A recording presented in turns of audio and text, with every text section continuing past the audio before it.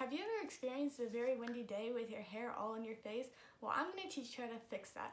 Today, I'm going to be doing a double Dutch braid on another person's hair. To do this braid, you will need a brush, a comb, and 2 hair ties to secure the braids at the end. Let's get started. These are my audience members, my dad, and my mom.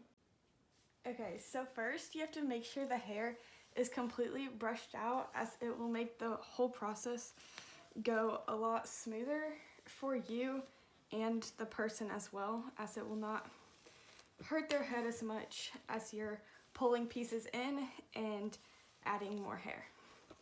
Next, you're gonna take your comb and split their hair right down the middle. So like line it up with their nose and split it right down the middle, so that guarantees even braids,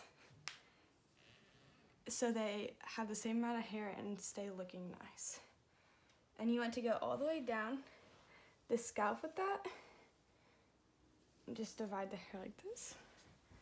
And with one of your hair ties, you want to section the section of your choice off, so you don't get any hair from this section in the braid or just dangling out to distract you. Okay, so first you're gonna have them tilt their head back a little, and you're gonna brush her one more time just to guarantee a smooth process. Then you're going to take the tiniest section up at the top and divide it into 3 equal strands. This will be used to start the braid. Now, since we are using a Dutch braid, we're gonna want to cross all the strands under as we are braiding instead of over. If we were to cross them over, it would be a French braid. So first, you're gonna cross the right strand under your middle strand, making sure to pull it tight, and your left strand under your now middle strand. When you're braiding, you want to alternate sides that you are crossing under. So now that we have crossed from both sides, we are back to our right side. Then you want to take a little bit of hair, add it into the right piece of hair right here, and cross it under. Here, you want to make sure to pull tight, even though it will be a little hard. This will make you have a smoother braid later on. Next, you want to do the same thing with this side of the hair, with the left side.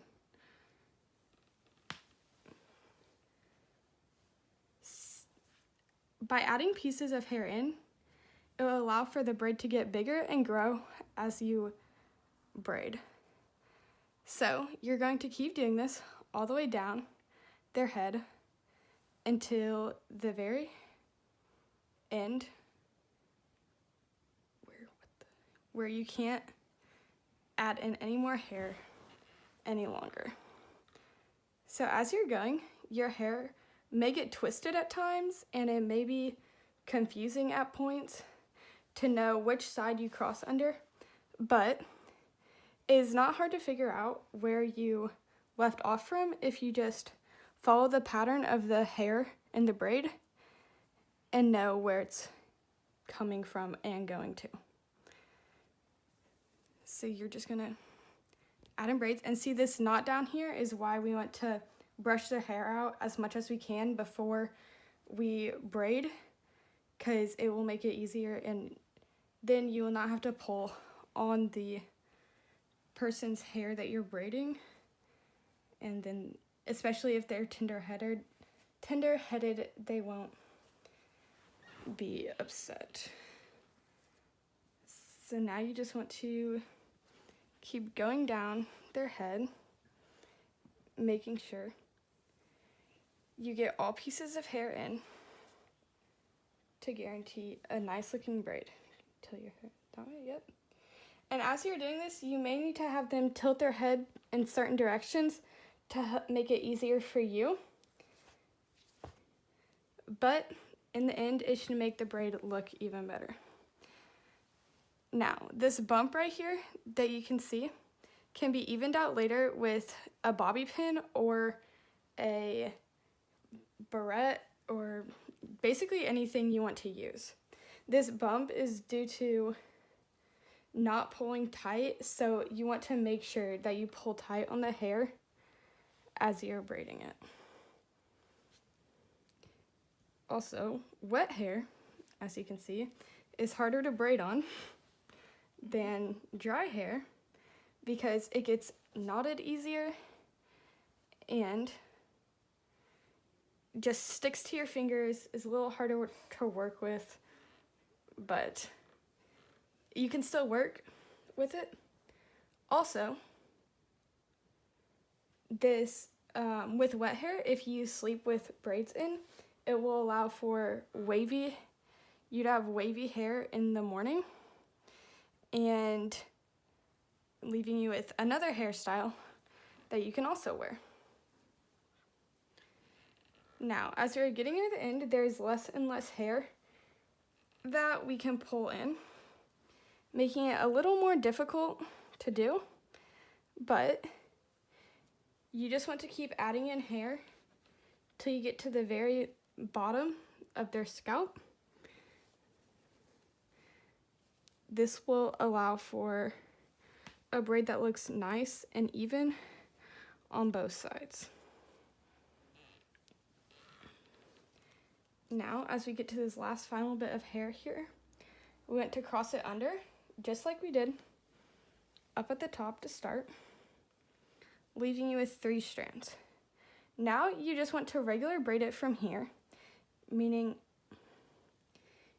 since you just crossed this side under, you now want to cross this one under and the left, being sure to keep the 3 strands separate all the way down to the end. Now, to determine how long and when to tie the hair off is up to you and when you see their ends starting to split out from the braid and not look right. I try to go down as far as possible because I think it makes the braid look better. Then you're going to take your hair tie and you're just going to pull it, twist it in an X, bunch the hair in your fingers, and wrap it around. And you're going to repeat this until it feels too tight to do again.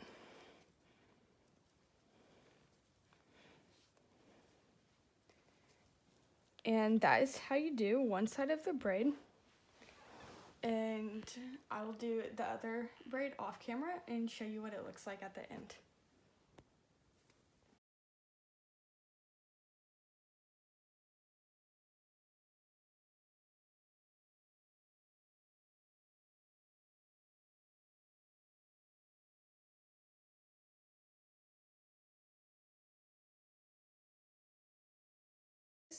This is what the fully braided hair looks like from both sides.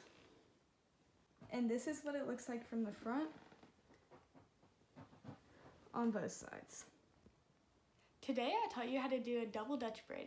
This braid is fun, easy, and simple to do on any type of hair.